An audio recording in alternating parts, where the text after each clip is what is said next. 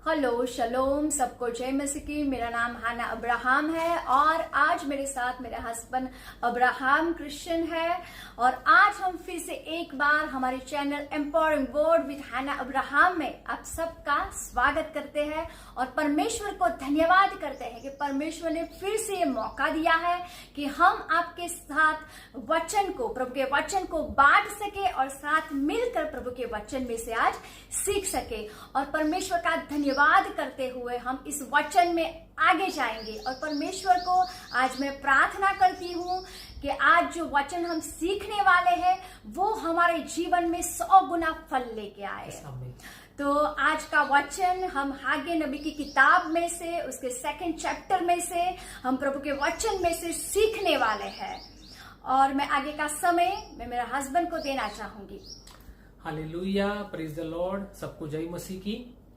पिछले वीडियो में हमने हागाई नबी की किताब के पहले अध्याय में से प्रभु के वचन को सीखा था और आज भी हम परमेश्वर के वचन में से सीखने वाले हैं। हागाई नबी की किताब और उसका जो दूसरा अध्याय है उसमें से आज हम सीखने वाले। लेकिन सबसे पहले परमेश्वर का हम धन्यवाद करते हैं इस समय के लिए, इस छोटी सी फेलोशिप के लिए हम परमेश्वर को धन्यवाद देते हैं और परमेश्वर से प्रार्थना करते हैं कि आज के हमारे इस वीडियो के द्वारा जो भी व्यूअर्स इस वीडियो को देखने वाले हैं और हम सब लोग इस वचन के द्वारा आशीषित हो। तो आगे जाने से पहले थोड़ा रिकैप कर लेते हैं कि पिछले वीडियो में हमने क्या क्या सीखा था। पिछला जो हमारा वीडियो था वो हागाई नबी की किताब के पहले चैप्टर पर था और आप सब लोगों ने वो देखा होगा। मैं यहाँ फिर से उसका थोड़ा रिकैप करना चाहता हूँ।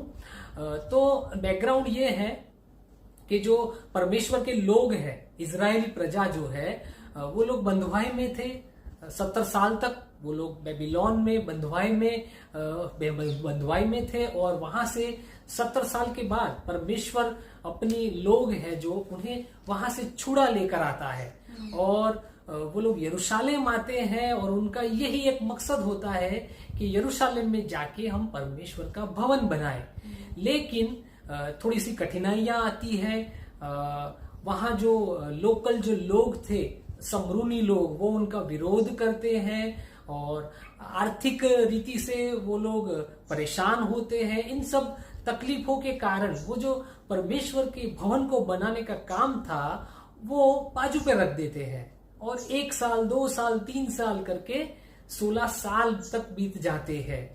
वो लोग खुद तो अपने अपने भवन बना रहे थे, अपने मकान बना रहे थे, लेकिन परमेश्वर का जो भवन था वो तो उजाड़ पड़ा हुआ था।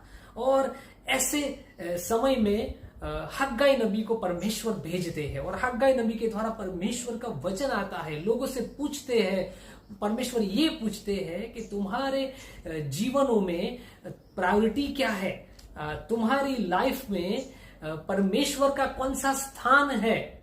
और परमेश्वर उनसे ये सवाल पूछते हैं। हग्गाई नबी उनसे ये कहते हैं कि आप लोगों के जीवन में परमेश्वर का घर नहीं, लेकिन आप सब लोगों के खुद के जो घर है उनकी प्राथमिकता ज्यादा है।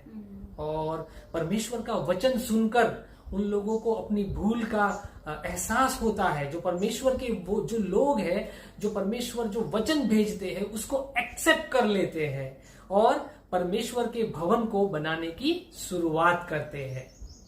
तो आगे क्या होता है वो हम आज के वचन में से सीखने वाले हैं। अगर आपने हमारा वो पहला वीडियो जो हागे नबी की किताब में हमने बनाया था वो वीडियो आपने नहीं देखा है तो इस वीडियो के डिस्क्रिप्शन बॉक्स में मैंने उसकी लिंक डाली हुई है। आप जाके वो वीडियो देख सकते हैं और आशीषित हो सकते हैं। तो वचन में आगे बढ़ते हैं। ये जो परमेश्वर के जो लोग थे उन्होंने परमेश्वर के वचन को सुनकर परमेश्वर के भवन को बनाने की शुरुआत कर दी और थोड़ा ही समय जाता है और वो लोग हताश, निराश होने लगते हैं। ऐसा क्या हो जाता है कि ये जो परमेश्वर के जो लोग थे वो फिर से निराश होने लगते हैं। आइए हम पहले वचन में से पढ़ते हैं। फिर 7वें महीने के 21वें दिन को यहोवा का यह वचन हग्गाई भविष्यवक्ता के पास पहुंचा। सालतियेल के पुत्र यहूदा के अधिपति जरुब्बाबेल और यहोशादाक के पुत्र यहोशू महायाजक और सब बचे हुए लोगों से यह बात कह, तुम में से कौन है जिसने इस भवन की पहली महिमा देखी है? अब तुम इसे कैसी दशा में देखते हो? क्या यह सच नहीं कि यह तुम्हारी दृष्टि में उस पहले की अपेक्षा कुछ भी अच्छा नहीं है? मेरे प्रिय मसीही भाई बहनों, यहाँ ये जो वचन यहाँ पे लिखा है उसको मैं थोड़ा समझाना चाहता हूं। बेबीलोन में जो परमेश्वर के लोग जब बंधुआई में गए थे तो 70 साल तक वो लोग बंधुआई में रहे। जब 70 साल की बंधुआई के बाद परमेश्वर के लोग जब यरूशलेम पहुंचते हैं परमेश्वर का भवन बनाने के लिए, तो वो जो लोग थे उनमें दो प्रकार के लोग थे। कई लोग ऐसे थे जिन्होंने सुलेमान राजा ने जो भवन बनाया था उसको देखा हुआ था, वचन का जो प्रदेश है उसको उन लोगों ने देखा हुआ था, यरूशलेम को देखा हुआ था, वो लोग वहां पे रह चुके थे। और एक ऐसे भी लोगों का समूह था जो बेबीलोन में ही पैदा हुए थे, बेबीलोन में ही पले और बड़े हुए थे। तो उन लोगों ने जो सुलेमान राजा ने जो भवन बनाया था उसको देखा ही नहीं था, उसकी जो भव्यता थी उसको देखा ही नहीं था। तो जब ये परमेश्वर के लोग जब ये परमेश्वर के भवन को बनाने की शुरुआत करते हैं और जब ये बूढ़े लोग जिन्होंने जो सुलेमान राजा ने जो भवन बनाया था उसको भी देखा हुआ था, तो वो दोनों की तुलना करने लगते हैं। वो जब दोनों की तुलना करते हैं तो जाहिर है ये जो भवन बनने जा रहा था वो बहुत छोटा था। उन लोगों के पास उतने फाइनेंशियल रिसोर्सेज नहीं थे जितने सुलेमान राजा के पास थे कि वो इतना भव्य मंदिर बना सके। तो ये जो लोग, जो बूढ़े लोग थे, जब ये परमेश्वर के भवन को जब लोग बना रहे थे तो उनको देखकर वो लोग ऐसा कहा करते थे कि हमारे समय में जो परमेश्वर का जो भवन था वो तो इतना भव्य था, इतना अति वैभवशाली था कि उसके सामने ये मंदिर तो कुछ भी नहीं है। मेरे प्रिय मसीही भाई बहनों, आप लोग समझ सकते हैं जब कोई इस तरह से बात करेगा तो जो भवन बनाने वाले जो लोग थे वो कितना डिस्करेज हो जाते होंगे। और ऐसा ही हो रहा था। इसकी वजह से परमेश्वर के भवन को बनाने वाले लोग निराश हो रहे थे। उनको ऐसा लग रहा था कि भले ही हम मंदिर बना रहे हैं लेकिन फिर भी वो जो सुलेमान राजा ने जो मंदिर बनाया था उसके जितना तो भव्य ये नहीं है, उसके जितना वैभवशाली ये मंदिर तो बनने वाला है नहीं है। और उसकी वजह से मन ही मन वो लोग डिस्करेज हो रहे थे। मेरे प्रिय मसीही भाई बहनों, ये इस वचन में से हमारे लिए भी एक बात सीखने लायक है कि जब हम भी परमेश्वर का काम हम शुरू करते हैं तो कई लोग हमें क्रिटिसाइज करते हैं, कई लोग आके हमें निराश करने की कोशिश करते हैं। और शैतान उन सबके पीछे होता है कि शैतान नहीं चाहता कि हम परमेश्वर के काम को आगे लेके जाएं, और इसलिए वो ऐसे लोगों को खड़ा करता है, ऐसे लोगों के मन में ये बात रखता है कि वो हमें क्रिटिसाइज करते हैं ताकि हम परमेश्वर के काम को रख दे। और ये जो परमेश्वर के लोगों की जो पीढ़ी थी वो भी निराश हो रही थी, डिस्करेज हो रहे थे। और तभी परमेश्वर हग्गाई नबी के द्वारा अपना वचन भेजता है। परमेश्वर उनसे क्या कहता है, आगे पढ़ते हैं। तो भी अब यहोवा की यह वाणी है, हे जरुब्बाबेल हियाव बांध, और हे यहोसादाक के पुत्र यहोशू महायाजक हियाव बांध। और यहोवा की यह भी वाणी है कि देश के सब लोग हियाव बांध कर काम करो, क्योंकि मैं तुम्हारे संग हूं, सेनाओं के यहोवा की यही वाणी है। देखो परमेश्वर का वचन क्या कहता है, बी स्ट्रॉन्ग, बहुत ही दृढ़ रहो। परमेश्वर जरुब्बाबेल से भी कहते हैं, परमेश्वर यहोशू महायाजक को भी कहते हैं, और जितने भी लोग थे उन सब से परमेश्वर ये कहते हैं हियाव बांधो, बी स्ट्रॉन्ग, दृढ़ रहो। मैंने तुम्हें जो काम सौंपा है वो काम को तुम आगे लेके जाओ। भले ही मंदिर छोटा हो, वो इंपॉर्टेंट नहीं है, मंदिर छोटा है या बड़ा है वो इंपॉर्टेंट नहीं, इंपॉर्टेंट ये है कि मैं तुम्हारे साथ हूं। परमेश्वर का जो भवन है उसमें परमेश्वर की जो हाजिरी है वो इंपॉर्टेंट है। बिल्डिंग कैसा है, छोटा है बड़ा है, वो इतना इंपॉर्टेंट नहीं है। और परमेश्वर उनसे ये कहना चाहता है कि तुम्हारे लिए महत्वपूर्ण बात यह है कि मैं तुम्हारे साथ हूं। मेरे मसीही भाई बहनों, हमारे लिए परमेश्वर आज ये वचन हमें परमेश्वर का हमारे पास आया है कि भले ही परिस्थितियां विकट हो, भले ही हम निराशा में से गुजर रहे हो, लेकिन परमेश्वर हमें क्या कहते हैं, मैंने तुम्हें जो काम दिया है वो काम में आगे बढ़ो। महत्वपूर्ण बात यह है कि परमेश्वर हमारे साथ है। वचन में ऐसा लिखा है कि अगर परमेश्वर हमारे साथ है, अगर परमेश्वर हमारे लिए है तो हमारे सामने कौन? If God is with us, if God is for us, who can be against us? हमारे सामने कौन आ सकता है? हमारे लिए बहुत ही उत्तेजनदायक वचन है। और इस वचन के द्वारा एक और बात भी हमें सीखनी चाहिए कि बाइबल हमें सिखाती है कि भूतकाल के साथ हमें कैसे डील करना है। हर एक व्यक्ति के जीवन में उसका भूतकाल होता है और उस भूतकाल को हमें किस तरह से डील करना चाहिए। क्या हमें भूतकाल में ही जीना चाहिए? नहीं, परमेश्वर का वचन हमें ऐसा नहीं कहता। हाँ, जरूर भूतकाल में से हम कुछ बातें सीख सकते जरूर है, लेकिन उसी भूतकाल में हमें पड़े नहीं रहना है, हमें वर्तमान में जीना है। कई लोगों के जीवन में ऐसा होता है कि वो लोग जब अपने भूतकाल के बारे में सोचते हैं तो वो ये जानते हैं कि भूतकाल में उनके पास उनके बहुत सारे मित्र थे। भूतकाल में ये हो सकता है कि उनके पास बहुत सारी संपत्ति हो। भूतकाल में ऐसा हो सकता है कि उनके साथ बहुत सारी अच्छी बातें हो, लेकिन वर्तमान में वो बातें उनके साथ ना हो। और उसकी वजह से कई लोग निराशा में अपना जीवन व्यतीत करते हैं। हर रोज वही पुरानी बातें याद करते हैं और निराशा में अपनी जिंदगी गुजार रहे होते हैं। मेरे मसीही भाई बहनों, परमेश्वर हमें ऐसा मना करते हैं। हाँ, हम जरूर ये चाहते हैं कि जो अच्छी बातें थी हमारे पास्ट में वो वर्तमान में भी हमारे साथ हो, लेकिन हम अपने भूतकाल को चेंज नहीं कर सकते। We can't change our past. तो वही बातें सोचकर वर्तमान का जो समय है उसे हमें निराशा में गुजारने की जरूरत नहीं है।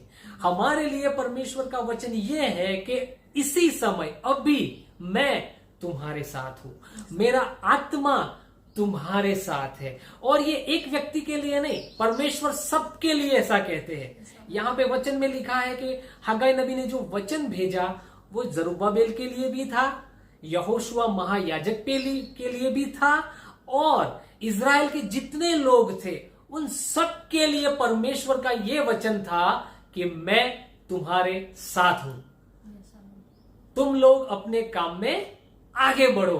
तो हगाई नबी, ये जो इजरायली लोग, जो बूढ़े लोग जो बोला करते थे कि ये भवन तो बहुत ही निम्न कक्षा का है, सुलेमान राजा ने जो भवन बनाया था वो तो बहुत ही वैभवशाली था, कितना सोना चांदी उसमें यूज हुआ था, उसकी तो भव्यता ही कुछ और थी, और ये तो बहुत ही कुछ भी, उसके आगे कुछ भी नहीं है। तब परमेश्वर लोगों को हगाई नबी के द्वारा एंकरेज करते हैं कि परमेश्वर के काम को आगे बढ़ाओ, निराश मत हो, मेरे काम को आगे लेके जाओ। बहुत खूबसूरत वचन है। प्रभु के वचन में से हम सीख सकते हैं कि किस तरह से हमें कोई भी काम हो, परमेश्वर का कैसा भी काम हो, चाहे छोटा काम हो चाहे बड़ा काम हो, वो इम्पोर्टेंट नहीं है। तो हमारे लिए ये इम्पोर्टेंट है कि उस छोटे से काम में भी हमारे साथ प्रभु होने चाहिए और वो बड़े से काम में भी हमारे साथ प्रभु होने चाहिए। तो हमारे इस मैसेज का मेन जो मैसेज है वो ये है कि कोई भी काम हो, चाहे हम कोई भी काम करें, लेकिन परमेश्वर की प्रेजेंट उसमें होनी चाहिए, परमेश्वर हमारे साथ होने चाहिए। आगे यहाँ पे वचन में हमें ये भी पढ़ने को मिलता है कि परमेश्वर एक और एनकरेजमेंट के लिए उन्हें एक और वचन देता है। परमेश्वर उनसे ये कहता है कि जब तुम लोग मिस्र में थे तब मैंने तुम्हारे साथ जो वाचा बांधी थी, उसी वाचा के तहत मैं आज भी तुम्हारे साथ हूं। मेरे प्रिय मसीही भाई बहनों, परमेश्वर ने हमारे साथ भी वाचा बांधी है। हम लोग नई वाचा के लोग हैं, नए नियम के लोग हैं हम लोग, और परमेश्वर ने हमारे साथ एक वाचा बांधी है। और उस वाचा के तहत परमेश्वर ने हमें ये वायदा किया है कि जगत के अंत तक मैं तुम्हारे साथ हूं।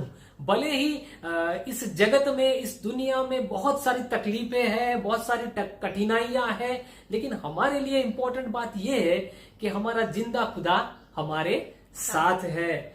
और आज का ये वचन आप सभी लोगों के लिए है कि आप लोग अगर निराशा में से गुजर रहे हो, अगर आपकी लाइफ कोई ऐसी परिस्थिति में से आप गुजर रहे हो जो तकलीफदायक है, तो आपके लिए परमेश्वर का वचन है कि परमेश्वर आपके साथ है। आप लोग दृढ़ रहो, और परमेश्वर उनसे यह कहता है कि डरो मत, डरो मत, डरो मत, बी स्ट्रॉन्ग, मैं तुम्हारे साथ हूं। परमेश्वर का आत्मा हमारे बीच में है। देखिए, आइए आगे पढ़ते हैं, आगे परमेश्वर का वचन क्या कहता है। क्योंकि सेनाओं का यहोवा यों कहता है, अब थोड़ी ही देर बाकी है कि मैं आकाश और पृथ्वी और समुद्र और स्थल सबको कंपित करूंगा। मैं सारी जातियों को कंपित करूंगा, और सारी जातियों की मन भावनी वस्तुएं आएंगी, और मैं इस भवन को अपनी महिमा के तेज से भर दूंगा। मेरे प्रिय मसीही भाई बहनों, परमेश्वर हमें यह कहते हैं कि हमें भूतकाल में नहीं जीना है, हमें वर्तमान में जीना है। लेकिन परमेश्वर हमें अपने भविष्य के बारे में भी बताते हैं। परमेश्वर पास्ट, प्रेजेंट और फ्यूचर तीनों को यहां डील करते हुए हमें देखने को मिल रहे हैं। परमेश्वर हमें यह कहते हैं हमें पास्ट में नहीं जीना है, परमेश्वर हमें यह कहते हैं हमें प्रेजेंट में जीना है, और परमेश्वर भविष्य में हमारे लिए क्या महिमा है उसके लिए भी परमेश्वर हमें यहां वचन देते हुए दिख रहे हैं। परमेश्वर यहां इजराइली लोगों को एक वचन देते हैं कि तुम लोग ये जो भवन बना रहे हो, वो भले अभी तुम लोगों को छोटा लग रहा हो, भले ही उसका महिमा इतना नहीं है, लेकिन ये हमेशा ऐसा नहीं रहेगा। एक समय आएगा जब इस परमेश्वर का के भवन का जो महिमा है, वो जो सुलेमान राजा ने जो भवन बनाया था ना, उसकी महिमा से भी उसकी महिमा ज्यादा होगी। ये टेम्पल, ये मंदिर, ये भवन की इतनी भव्यता होगी कि जो पुराना जो सुलेमान राजा ने जो मंदिर बनाया था, उससे भी ज्यादा इसकी भव्यता, इसकी महानता होगी। तो मैं यहाँ एक बात पूछना चाहती हूँ कि क्या इस वचन को, क्योंकि मैंने सुना है कि स्कॉलर लोग इसे दो तरह से इंटरप्रेट करते हैं, तो हम इसे यीशु की भविष्यवाणी के रूप में भी हम देख सकते हैं क्या? यस, ये बहुत ही अच्छा पॉइंट है, और सभी व्यूअर्स लोगों को मैं यहाँ थोड़ा क्लेरिफाई भी करना चाहता हूँ। ये जो वचन का भाग हमने अभी जो पढ़ा है, उसके डिफरेंट स्कॉलर के बीच में ये जो वचन है उसका इंटरप्रिटेशन थोड़ा अलग अलग है। मतलब इसके मुख्य दो इंटरप्रिटेशन है, और मैं दोनों इंटरप्रिटेशन को आपके सामने रखने वाला हूं। तो सबसे पहले मैं एक मेसियानिक प्रोफेसी के तौर पे इस वचन को आपको समझाना चाहता हूं। कई स्कॉलर ये जो वचन का भाग हमने जो अभी पढ़ा, उसको एक मेसियानिक प्रोफेसी के तौर पर लेते हैं। आइए इस वचन को हम फिर से पढ़ते हैं, और बाद में मैं उसके इंटरप्रिटेशन के बारे में आपको बताऊंगा। यहां पे लिखा है, क्योंकि सेनाओं का यहोवा यों कहता है, अब थोड़ी ही देर बाकी है कि मैं आकाश और पृथ्वी और समुद्र और स्थल सबको कंपित करूंगा। मैं सारी जातियों को कंपित करूंगा, और सारी जातियों की मन भावनी वस्तुएं आएंगी। यहां पे थोड़ा कंसंट्रेट करिए आप। ये जो वचन अभी मैंने लास्ट में पढ़ा, और सारी जातियों की मन भावनी वस्तुएं आएंगी। अभी यहां पे इंग्लिश में यहां पे क्या लिखा है वो मैं अगर थोड़ा कहूंगा तो आपको थोड़ा ये वचन और क्लियर होगा। इंग्लिश में यहां पे ऐसा लिखा है, यहां पे जो ऐसा लिखा है, सारी जातियों की मन भावनी वस्तुएं, लेकिन इंग्लिश में ऐसा लिखा है डिजायर ऑफ ऑल नेशंस। मतलब जो सारी जातियां हैं, जो सारे राज्य है, जो सारे राज्य के, जो सारे देश के लोग हैं, वो जिस बात की अपेक्षा करके बैठे हुए हैं, जो मसीहा की राह देखकर बैठे हुए हैं, वो मसीहा आएगा। मतलब परमेश्वर यहां पे ये कहना चाहते हैं कि एक दिन ऐसा आएगा कि ये जो भवन तुम लोग बना रहे हो, इस भवन में एक दिन मेरा पुत्र यीशु मसीह खुद आकर खड़ा रहेगा। और जब वो खुद इस मंदिर में आकर खड़ा रहेगा, तब उसकी जो महिमा होगी ना, वो सुलेमान राजा ने जो मंदिर बनाया था उससे भी उसकी महिमा, उसकी भव्यता और ज्यादा होगी। तो कई स्कॉलर इसे मेसियानिक प्रोफेसी के तौर पर लेते हैं कि परमेश्वर ने यहां हमें एक वचन दिया है कि जितने भी लोग हैं जो मसीह की राह देखकर बैठे हुए हैं, एक दिन ऐसा आएगा कि वो मसीहा आएगा और इसी मंदिर में वो आएगा। और वो जो भविष्यवाणी थी, वो जब यीशु पहली बार इस धरती पर आए, तब वो जो भविष्यवाणी थी वो पूरी भी हुई। हम लोग जानते हैं कि यीशु कई बार ये जो भवन जो अभी बन रहा था, जो दूसरा जो टेम्पल है, उसमें यीशु मसीह कई बार गए थे। मैं तो कहता हूं कि वो रेगुलर वहां जाया करते थे। तो वो भविष्यवाणी वहां पे हमें पूरी होती हुई देखने को मिलती है। एक और इंटरप्रिटेशन भी इसका है, उसके बारे में भी मैं आपको बताना चाहता हूं। यहां पे ऐसा लिखा है कि सारी जातियों की मन भावनी वस्तुएं आएंगी। हिब्रू वर्ड जो है मन भावनी के लिए, डिजायर के लिए, हिब्रू में जो वर्ड यूज हुआ है वो है खैमेड। खैमेड हिब्रू वर्ड है और उसका मीनिंग होता है वेल्थ, यानी सोने चांदी का खजाना, वैल्यूबल जिसे कहते हैं इंग्लिश में। तो परमेश्वर ये कहना चाहते हैं कि भले ही अभी तुम लोगों के पास इतना धन नहीं है, इतना सोना चांदी नहीं है कि तुम इस मंदिर को इतना भव्य बना सको, लेकिन चिंता मत करो, डरो मत, हिम्मत रखो। मैं आकाश, पृथ्वी और सारी जातियों को, सारे देश को कंपित करने वाला हूं। और ऐसा समय आएगा कि जो दूसरे देशों के जो लोग हैं, उनका जो सोना और चांदी है, वो इस मंदिर के लिए लाया जाएगा।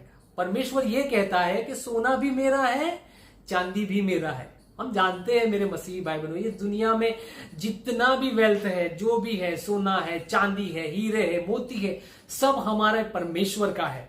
और परमेश्वर ये कहता है कि ऐसा दिन आएगा जब वो पूरा खजाना इस मंदिर के लिए लाया जाएगा और इसकी भव्यता बहुत ही ज्यादा होगी। और एक्चुअल में ये प्रोफेसी भी हमें पूरी होती हुई देखने को मिलती है। आप सब लोग जानते होंगे कि ये जो दूसरा जो टेम्पल जो बनने जा रहा था, उसी मंदिर को, उसी टेम्पल को हेरोद राजा ने फिर से रिनोवेट किया था। और यीशु के टाइम में जो मंदिर था वो हेरोद राजा ने बनवाया था। और ऐसा कहा जाता है कि वो जो टेम्पल था, वो जो भवन था, वो पूरी दुनिया में मशहूर था। अलग अलग देशों से सब लोग उस भवन को देखने के लिए आते थे। आप लोग गॉस्पेल में भी पढ़ते हैं, जब यीशु ये कहते हैं कि इस मंदिर को मैं गिराकर 3 दिन में उसको मैं वापस खड़ा कर दूंगा। हालांकि वो तो अपने शरीर के बारे में बोल रहे थे, लेकिन जो लोग थे वो ऐसा समझ रहे थे कि ये मंदिर के बारे में बात कर रहे। और यीशु से वो ऐसा कहते हैं कि इस मंदिर को बनाने में 46 वर्ष लगे हैं और तुम क्या उसे 3 दिन में खड़ा करोगे। तो वो जो मंदिर था, उसका जो महिमा था, वो बहुत ही ज्यादा था। और ये भविष्यवाणी भी हमें पूरी होती हुई देखने को मिलती है। तो चाहे आप एज ए मेसियानिक प्रोफेसी के तौर पर लो या उसे लिटरल मीनिंग के साथ लो कि सोने चांदी के खजाने आएंगे, दोनों ही परिस्थिति में ये भविष्यवाणी हमें पूर्ण होती हुई देखने को मिलती है। तो हमारे लिए भी परमेश्वर हमें एक यहां वचन देना चाहते हैं। अभी यहां इस दुनिया में, इस जगत में, इस संसार में भले ही हमें ऐसा लगे कि हम कठिनाइयों में से गुजर रहे हैं, हम तकलीफों में से जा रहे हैं, लेकिन परमेश्वर ने हमारे लिए एक बहुत ही अच्छा फ्यूचर डिसाइड करके रखा है। हमारे लिए जो महिमा रखी गई है उसकी कंपैरिजन इस जगत में जो दुख हमें मिलने वाले हैं, इस जगत में हम जो परेशानियां झेलने वाले हैं, उसके साथ उसकी कंपैरिजन हम नहीं कर सकते। पॉल नए नियम में ये बात हमें पॉल के द्वारा हमें जानने को मिलती है कि जो महिमा हमारे लिए रखा गया है उसके कंपैरिजन में ये जो दुख है जो पृथ्वी पर हमें झेलने हैं वो तो कुछ भी नहीं है।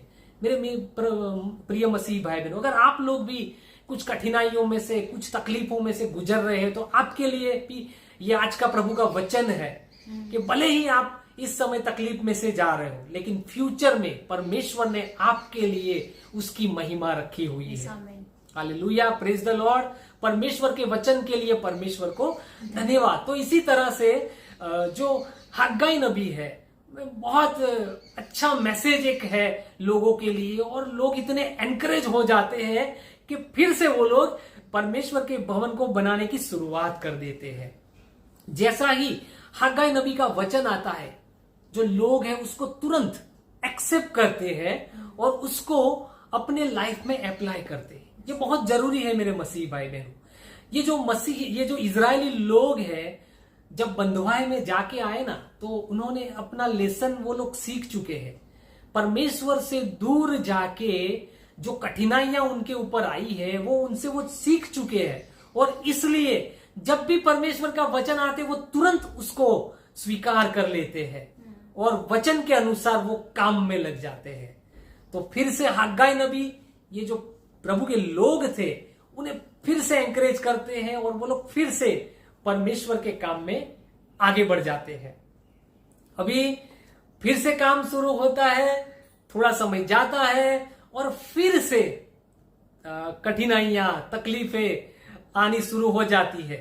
क्या होता है आगे, हम आगे देखते हैं। यहां एक बात और आप लोगों से मैं क्लियर करना चाहता हूं। हग्गाई नबी की जो किताब है उसमें जो वचन आए हैं परमेश्वर के, उस वचन की तारीख, महीना और साल वो स्पष्ट हमें यहां पे देखने को मिलता है, जो दूसरे किसी भविष्यवक्ता के पुस्तक में हमें देखने को नहीं मिलता है। खाली हग्गाई और जकरिया, ये दोनों ऐसे नबी है कि जिन्होंने अपनी जो भविष्यवाणियां है, जो परमेश्वर का वचन उनके पास जो आया, उनकी एग्जैक्ट डेट हमें दी है, और उसके ऊपर से हम ये समय, ये जो वचन है वो कौन सी तारीख को आया है उसका हम आज भी कैलकुलेशन कर सकते हैं। जैसे कि मैं आपको बताऊं कि हग्गाई नबी का जो पहला वचन है वो अगस्त महीने में ईसा पूर्व 520 में आया था, और अभी आगे हम जो वचन का स्टडी करने वाले हैं वो परमेश्वर का वचन दिसंबर महीने में ईसा पूर्व 520 में आया था। आइए वो वचन क्या है वो हम पढ़ते हैं। दारा के दूसरे वर्ष के 9वें महीने के 24वें दिन को यहोवा का यह वचन हग्गाई भविष्यवक्ता के पास पहुंचा। सेनाओं का यहोवा यों कहता है, याजकों से इस बात की व्यवस्था पूछ, यदि कोई अपने वस्त्र के आंचल में पवित्र मांस बांधकर उसी आंचल से रोटी या पकाए हुए भोजन या दाखमधु या तेल या किसी प्रकार के भोजन को छुए तो क्या वह भोजन पवित्र ठहरेगा? याजकों ने उत्तर दिया, नहीं। आगे पढ़ते हैं। फिर हग्गाई ने पूछा, यदि कोई जब मनुष्य के शव के कारण अशुद्ध होकर ऐसी किसी वस्तु को छुए तो क्या वह अशुद्ध ठहरेगी? याजकों ने उत्तर दिया, हाँ, अशुद्ध ठहरेगी। मेरे प्रिय मसीही भाई बहनों, ये वचन दिसंबर महीने में आया था। परमेश्वर का ये जो वचन है वो दिसंबर ईसा पूर्व 520 में आया था, और दिसंबर ऐसा महीना है जब इज़राइल में बारिश होती है। नवंबर और दिसंबर ऐसा महीना है जब इज़राइल में बारिश होती है। और ये जो परमेश्वर के जो लोग थे, जिनको हग्गाई नबी ने ऐसा बोला था कि तुम लोग इसलिए आशीषित नहीं हो रहे हो, तुम्हारे यहां अकाल इसलिए पड़ा है, तुम्हारे खेतीबाड़ी में सूखा इसलिए आया है क्योंकि तुमने परमेश्वर के भवन के काम को छोड़ दिया है, तुमने परमेश्वर के भवन को बनाना छोड़ दिया है, इसलिए तुम लोग आशीषित नहीं हो रहे हो। बाद में ये लोग परमेश्वर के भवन को बनाने की शुरुआत करते हैं। अगस्त महीने में वो लोग काम शुरू करते हैं। दिसंबर महीना आ गया है लेकिन अभी भी बारिश नहीं हुई है। और वो जो लोग थे वो हग्गाई नबी के पास पहुंच जाते हैं। हग्गाई नबी के पास पहुंचकर उनसे सवाल करते हैं, पूछते हैं कि हग्गाई नबी, आपने तो ऐसा बोला था कि हम लोगों ने परमेश्वर के काम को छोड़ दिया था, इसलिए परमेश्वर बारिश नहीं दे रहा था, इसलिए परमेश्वर अकाल लाया था, इसलिए परमेश्वर सूखा ला रहा था। अभी तो हमने मंदिर बनाने को शुरू कर दिया है, अभी तो मंदिर जो है वो छत उसकी तक पहुंच गया है, खाली छत ही डालने की बाकी है, लेकिन फिर भी बारिश नहीं आ रही है। क्या इस बार भी सूखा पड़ेगा? क्या इस बार भी अकाल पड़ेगा? आप तो बता रहे थे परमेश्वर का काम करोगे तो आशीष आएंगी, क्या हुआ? और हग्गाई नबी भी सोचने लगते हैं और हग्गाई नबी शायद उनसे कहा होगा कि मैं परमेश्वर से एक बार पूछता हूं, परमेश्वर इसका क्या जवाब देते हैं। और हग्गाई नबी परमेश्वर के पास जाते हैं, परमेश्वर से पूछते हैं, हे परमेश्वर, लोग तेरा भवन बना रहे हैं, उन्होंने तेरा काम करना शुरू कर दिया है, फिर भी तेरी आशीष नहीं आ रही है उन पर, फिर भी अभी भी बारिश नहीं हो रही है, ये दूसरा महीना भी जा रहा है लेकिन अभी भी बारिश नहीं हो रही, क्या इस बार भी अकाल पड़ेगा? क्या इस बार भी सूखा आएगा? तब परमेश्वर क्या करते हैं? परमेश्वर उनको सामने एक और क्वेश्चन पूछते हैं, और वो क्वेश्चन वही है जो हमने वचन में से पढ़ा। मेरे प्रिय मसीही भाई बहनों, परमेश्वर उनसे यह पूछते हैं, परमेश्वर उनसे यह क्वेश्चन करते हैं। ये जो बात है ना, ये जो वचन में यहां पे जो लिखा है, वो मैं आपको एक सिंपल लैंग्वेज में मैं आपको समझाना चाहता हूं। परमेश्वर उनसे ये पूछ रहे हैं, हग्गाई नबी को, कि लोगों से पूछ कि अगर गंदी चीजों को साफ चीजों के साथ रख दिया जाए तो क्या गंदी चीजें साफ हो जाएंगी या साफ चीजें गंदी हो जाएंगी? परमेश्वर उनसे यह पूछता है कि अगर आप शुद्ध और अशुद्ध वस्तुओं को साथ में रख देंगे तो जो अशुद्ध वस्तु है वो शुद्ध हो जाएंगी या अशुद्ध वस्तु जो शुद्ध वस्तु है वो अशुद्ध हो जाएंगी। यहां पे परमेश्वर उनसे ये सवाल पूछता है कि जाकर याजक से पूछो कि जो मंदिर में जो पवित्र मांस जो है जिसको वेदी पर चढ़ाया गया है, उसको जिस कपड़े में लपेटा जाता है, वही कपड़ा अगर किसी अनाज को छू जाए, अगर दाख मधु को छू जाए या किसी और चीज को छू जाए तो क्या वो पवित्र हो जाएगी? तो याजकों ने उत्तर दिया नहीं। आगे परमेश्वर ये सवाल पूछते हैं, अगर कोई आदमी किसी मरे हुए आदमी के शरीर को छूता है और उसी आदमी को कोई दूसरा आदमी छूता है, उसी आदमी को कोई तीसरा आदमी छूता है, तो क्या वो अशुद्ध हो जाएगा? तो याजक जवाब देता है, हां, हो जाएगा। मेरे प्रिय मसीही भाई बहनों, यहां हमारे लिए एक बहुत ही इंपॉर्टेंट लेसन है सीखने के लिए। शुद्धता जो है, पवित्रता जो है, वो छूने से नहीं फैलती। पवित्रता या शुद्धता छूने से नहीं फैलती, और जो अशुद्धता है वो जरूर फैल जाती है, वो जरूर छूने से फैल जाती है, लेकिन पवित्रता छूने से नहीं फैलती। परमेश्वर असल में उनसे ये कहना चाहते थे कि ये जो लोग हैं जो मेरा भवन बना रहे हैं, उनके अपनी लाइफ में वो लोग पाप में जी रहे हैं, वो लोग पाप में जी रहे हैं और मेरा भवन बना रहे हैं ऐसा सोचकर कि हम परमेश्वर का भवन बना रहे हैं, इसलिए हमारे पाप माफ हो जाएंगे और हम शुद्ध हैं। परमेश्वर कहता है वो गलत है। तुम लोग पाप में जी रहे हो, तुम लोग खुद अशुद्ध हो, तुम लोग अपवित्र हो और मेरे पवित्र मंदिर को बना रहे हो, इसलिए मेरा मंदिर भी जो पवित्र है वो अपवित्र हो गया है। परमेश्वर उनसे यह कहना चाहते हैं कि जो अपवित्र लोग हैं वो जब परमेश्वर के पवित्र मंदिर को बनाएंगे तो मंदिर भी अपवित्र हो जाएगा। इसलिए अपने लाइफ में जो पाप है उसको दूर करो पहले। यहां पे नहीं लिखा है, पुस्तक में, ये किताब में नहीं लिखा है कि इजरायली जो लोग थे वो कौन से पाप में जी रहे थे। हमें नहीं पता, शायद व्यभिचार हो, शायद चुगली हो, शायद और किसी तरह के पाप हो। लेकिन जो भी हो, ऐसा नहीं है छोटा होता है पाप या बड़ा होता है। परमेश्वर की नजर में पाप पाप होता है। चाहे आप किसी दूसरे इंसान के प्रति मन में द्रुणाई क्यों नहीं रखते, वो भी पाप है। आपको शायद वो छोटा लगे, परमेश्वर की नजर में वो पाप है। और जब आप ऐसा करोगे और खुद अशुद्ध होकर परमेश्वर के भवन को बनाने जाओगे तो आप परमेश्वर के भवन को भी अशुद्ध कर दोगे।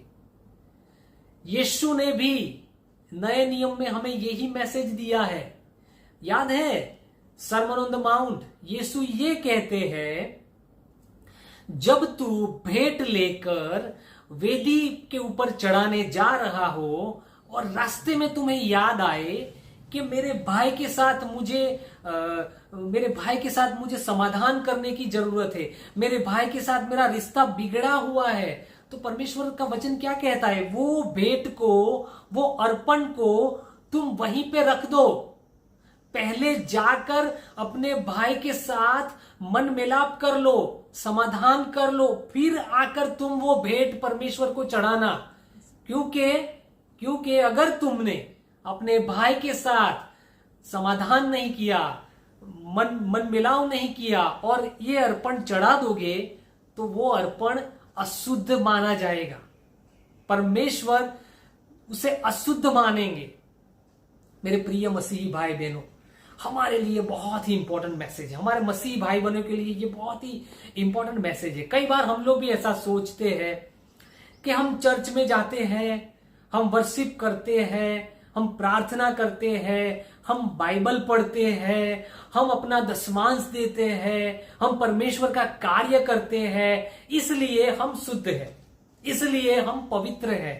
हालांकि परमेश्वर ये कहता है कि जब तुम खुद पाप में जी रहे होते हो और परमेश्वर का काम भी करोगे तो जो परमेश्वर के जो काम है उसको भी तुम अशुद्ध कर दोगे। परमेश्वर के लिए इंपॉर्टेंट ये भी है कि परमेश्वर के काम को शुरू करने से पहले खुद को उस काम को करने के लायक बनाओ। अपने आप को चेक करें, क्या हमारे अंदर कोई पाप छुपा है, क्या हमारे अंदर कोई ऐसी बात है जो परमेश्वर को पसंद नहीं है। तो सबसे पहले उसको हम अपने लाइफ में से दूर करें, बाद में परमेश्वर का काम करने जाए। मैं यहां ये नहीं कहना चाहता कि हमसे अनजाने में कोई गलतियां हो जाए, इसकी बात मैं नहीं कर रहा हूं। मैं ऐसी बात कर रहा हूं कि जो पाप हमारे अंदर है और फिर भी हम बार बार उसको रिपीट कर रहे हैं और परमेश्वर का काम करने जा रहे हैं, ये बारे में मैं बताना चाहता हूं। अगर आप बार बार कोई पाप कर रहे हैं और आप परमेश्वर का काम भी कर रहे हो तो आपके लिए परमेश्वर का ये वचन है, सबसे पहले अपनी लाइफ में से वो पाप को दूर करो, अपने आप को शुद्ध करो, अपने आप को परमेश्वर के काम को करने के लिए सही बनाओ पहले लिए, बाद में उसका काम करो, तभी आपका वो काम परमेश्वर के आगे मान्य होगा। ये लोग भी ऐसा कर रहे थे।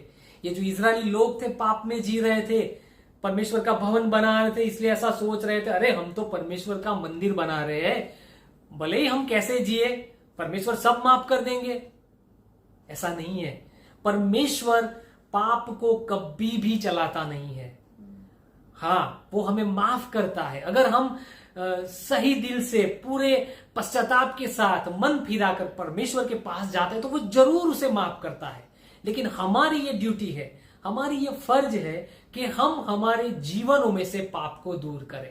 जैसे जैसे मसीही जीवन में आगे बढ़ते जाए वैसे वैसे जैसा यीशु है वैसे हम बनते जाए। आप जानते हो यीशु ऐसा था कि उसके जीवन में कोई भी पाप नहीं था, हम ऐसे नहीं है।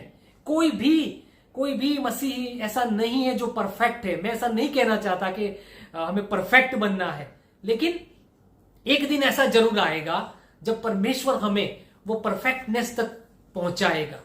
अभी नहीं है, लेकिन धीरे धीरे एक एक पाप को एक एक करके हमारे जीवन में से हमें दूर करते जाना है। धीरे धीरे यीशु जैसा बनना है। बहुत ही इंपॉर्टेंट मैसेज है। कौन कहता है कि हग्गाई नबी का जो मैसेज है वो हमारे लिए रिलेवेंट नहीं है? वो आज भी हमारे लिए इतना ही रिलेवेंट है। आज भी हमारे मसीही लोगों को ये मैसेज इतना ही लागू होता है जितना इजरायली लोगों को होता था। हम भी वर्शिप करते हैं, चर्च में वर्शिप करते हैं तो ऐसा मान लेते हैं कि हम तो पवित्र है, हम शुद्ध है, लेकिन कई बार ये झांकना भूल जाते हैं अपने आप में कि मेरे अंदर भी एक छोटा सा शायद पाप हो। भले ही वो किसी की चुगली हो, किसी के बारे में ईर्ष्या करना हो, किसी का विरोध करना हो, ऐसा भी हो सकता है। वो भी परमेश्वर की नजर में पाप है। परमेश्वर ये कहता है आज हमें, उसकी कलीसिया को परमेश्वर आज ये कह रहा है, अपने जीवन में से पाप को दूर करो और मेरे काम को आगे लेके जाओ। बाद में मेरे काम को आगे लेके जाओ। और आगे ये जो लोग हैं वो लोग पश्चाताप कर लेते हैं। इजरायली लोग जब हग्गाई नबी उनसे कहते हैं ये वचन, उन लोगों को खुद को पता होता है। वो हग्गाई नबी से तो नहीं कहते कि हम ये पाप कर रहे हैं, खुद मन में जानते होंगे, इसलिए वो लोग पश्चाताप कर लेते हैं, मन फिरा लेते हैं और परमेश्वर का काम करने लग जाते हैं। और उसी दिन परमेश्वर का वचन आता है कि आज से ही मैं तुझे आशीषित दूंगा, आज से ही मैं तुझे आशीषित करूंगा, आज से ही मेरा आशीष तेरे ऊपर आएगा। और मेरे भाइयों, पुराने नियम में आशीष मतलब बारिश। जब भी पुराने नियम में आशीष की बात की गई है तो वो बारिश के साथ जुड़ा हुआ है, क्योंकि जब बारिश होगी तभी तो फसल होगी। वो जो लोग थे वो तो फसल के लोग थे, फसल उगाते थे, बराबर। तो उनके लिए तो वही आशीष थी कि अच्छा बारिश हो। और परमेश्वर का वचन ये कहता है, आज से ही मैं तुझे आशीष दूंगा।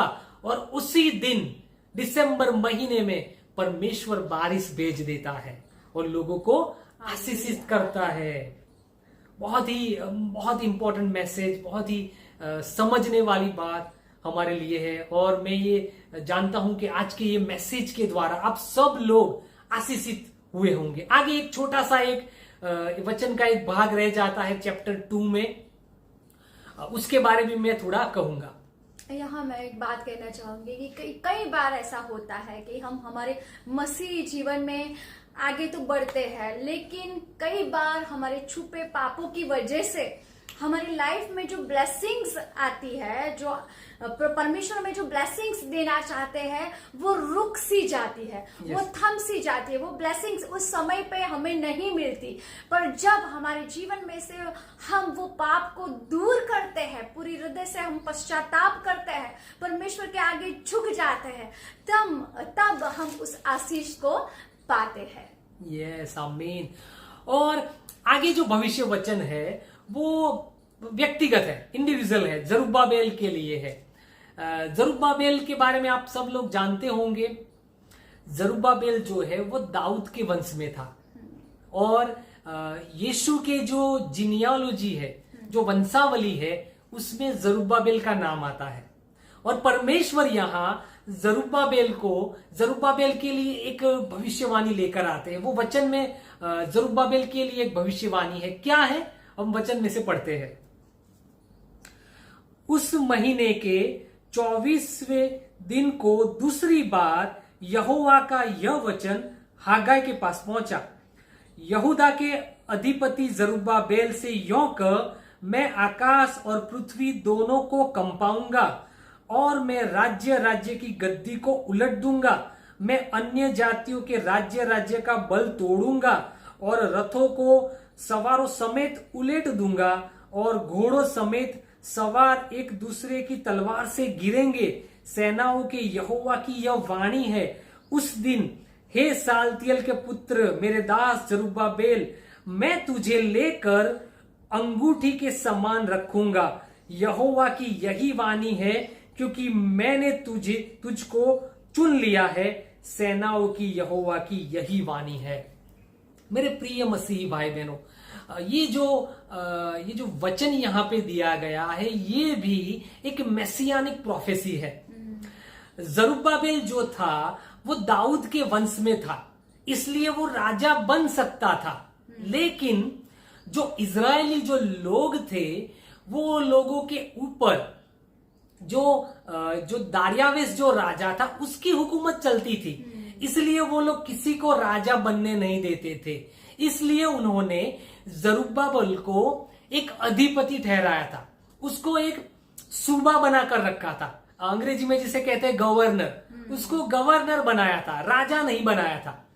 और हालांकि वो राजा बन सकता था क्योंकि वो दावीद के वंश में था, और यहूदा का जो कुल था उसमें जो राजा बनता था वो यहूदा के वंश में से, मतलब दाऊद का जो वंश था उसमें जो आता था वही राजा बन सकता था। और जरुब्बाबेल वो था, लेकिन वो लोग दूसरे राजा के अंडर में थे, इसलिए उन्होंने जरुब्बाबेल को राजा बनने नहीं दिया, बल्कि उसको एक गवर्नर बनाया था। तब परमेश्वर का वचन जरुब्बाबेल के लिए आता है और परमेश्वर उनसे यह कहता है कि एक ऐसा दिन आएगा कि पूरी दुनिया में जितने भी राज्य है उन सबको मैं उलट पुलट कर दूंगा, उन सबको मैं हटा दूंगा, और तुम्हें क्या कहता है वचन, ये कहता है मैं तुझको लेकर अंगूठी के समान रखूंगा। मेरे प्रिय मसीही भाई बहनों, ये अंगूठी, इसका क्या मतलब है? क्या जानते हैं आप अंगूठी का क्या मतलब है? पुराने समय में जो राजा लोग थे वो एक खास प्रकार की अंगूठी पहना करते थे। वो अंगूठी में एक सिंबल रहा करता था। अभी वो सिंबल क्या था उसके बारे में हम पता नहीं है, शायद वो हो सकता है राजा का नाम हो सकता है, कोई आकृति हो सकती है, या और कुछ भी हो सकता है। लेकिन वो राजा अपने हाथ में एक अंगूठी पहना करता था, और जब भी कोई हुक्म बाहर निकालना हो तो उसको एक कागज पे लिखने के बाद वो राजा वो अंगूठी को एक मोहर एज ए स्टैंप उसको यूज किया करता था। वो जो भी कागज के ऊपर लिखा जाता था उसके नीचे वो राजा वो अपनी अंगूठी की मोहर लगाता था। मतलब अंगूठी का मतलब ये था, परमेश्वर जरुब्बाबेल से ये कहता है कि मैं तुम्हें राजा बनाऊंगा, मैं तुम्हें राजा बनाऊंगा। हालांकि हम सब जानते हैं कि जरुब्बाबेल कभी भी राजा नहीं बन पाया, लेकिन परमेश्वर जरुब्बाबेल के वंश में जो मसीहा आने वाले थे उसके राज्य के बारे में वो तो कह रहे थे। वो तो ये कहना चाहते थे कि एक दिन मेरा मसीह आएगा, मेरा पुत्र इस दुनिया में आएगा जो तुम्हारे वंश में जन्म लेगा और जिसका राज्य इस पूरी दुनिया में होगा। जितने भी राज्य है, जितने भी देश है, वो सबको वो उलट पुलट कर देगा और उसी का राज्य होगा। तो ये एक भविष्यवाणी यहां पे दी गई हुई है। जरुब्बाबेल जो है बहुत ही यूनिक कैरेक्टर है बाइबल में। उनका जो नाम है वो भी बहुत यूनिक है। आप लोगों ने देखा होगा कि जो यीशु की जो जीनियोलॉजी है, वंशावली है, वो दो हमें देखने को मिलती है। एक मैथ्यू में मत्ती रचित सुसमाचार में हमें देखने को मिलती है, और दूसरी जो वंशावली है वो लूका रचित सुसमाचार में है। हालांकि दोनों में डिफरेंस है, और कई बार कई जो मसीह विरोधी लोग हैं वो बाइबल को गलत साबित करने के लिए ऐसा कहते हैं कि ये तो कॉन्ट्राडिक्शन है, ये बाइबल में ये गलती है कि मत्ती रचित सुसमाचार में यीशु की जो जीनियोलॉजी है उसमें कुछ अलग नाम है और लूका रचित सुसमाचार है उसमें कुछ अलग नाम है। मेरे प्रिय मसीह भाई बहनों, दोनों जीनियोलॉजी सही है। मत्ती रचित सुसमाचार में जो यीशु की जो जीनियोलॉजी है वो उसके पिता योसेफ की जीनियोलॉजी है, और लूका रचित सुसमाचार में जो यीशु की जो वंशावली है वो उसकी माता मरियम की वंशावली। तो यीशु दोनों ओर से, अपनी पिता के ओर से और अपनी माता के ओर से, दोनों वंशावली के द्वारा वो दाऊद का ही पुत्र है। जैसे योसेफ भी दाऊद के संतान में से था और मरियम भी दाऊद के संतान में से थी। उसी तरह से जरुब्बाबेल भी ऐसा था जो दाऊद के वंशावली में भी आता है। मतलब योसेफ जो था वो जरुब्बाबेल के वंशावली में भी आता था और मरियम जो थी वो भी जरुब्बाबेल की वंशावली में आती थी। तो ये जरुब्बाबेल का जो कैरेक्टर है वो बहुत ही यूनिक है और परमेश्वर यहाँ पे जरुब्बाबेल को एक वचन देता है कि एक दिन ऐसा आएगा कि मेरा मसीहा आएगा, मेरा पुत्र आएगा इस धरती पर और सारी पृथ्वी पर उसी का राज होगा। तब मैंने उसे चुन लिया है, मैंने तुझे पसंद किया है क्योंकि तेरे में से मेरा जो पुत्र है, तेरी वंशावली में से मेरा पुत्र आएगा। बहुत ही अमेजिंग वचन है ये। जो हग्गाई नबी की जो किताब है पूरी बहुत ही अमेजिंग है। हम लोग इसे पढ़कर, इसको स्टडी कर कर बहुत ही आशीषित हुए। मैं आप सब लोगों को भी एनकरेज करना चाहता हूं कि आप लोग भी इस पुस्तक को पढ़िए। ये पुराने नियम का ये पुस्तक है। कई बार हम पुराने नियम को इग्नोर करते हैं। बहुत ही छोटी किताब है, छोटी किताब को हम इग्नोर करते हैं, माइनर प्रॉफिट समझकर इसको हम इग्नोर करते हैं। लेकिन मैं आपसे आज विनती करता हूं, ये जो हग्गाई नबी की किताब है भले ही छोटी है, बहुत ही इंपॉर्टेंट मैसेज हमारे लिए है। आप उसको पढ़िए, आप जरूर आशीषित होंगे। और मैं ये जरूर मानता हूं कि आज के वचन के द्वारा परमेश्वर ने आपके साथ बात की है। परमेश्वर इन वचनों को समझने में आपकी सहायता करे। आमीन। Thank you very much. बहुत अच्छी तरह से हमने आज हग्गाई नबी की किताब में से जाना कि परमेश्वर हमें क्या सिखाना चाहते हैं। तो सबसे पहले हमने ये देखा कि हमारे जीवन में सबसे पहले स्थान पर हमेशा परमेश्वर ही होने चाहिए। और परमेश्वर की नजर में कोई भी काम छोटा या बड़ा नहीं होता।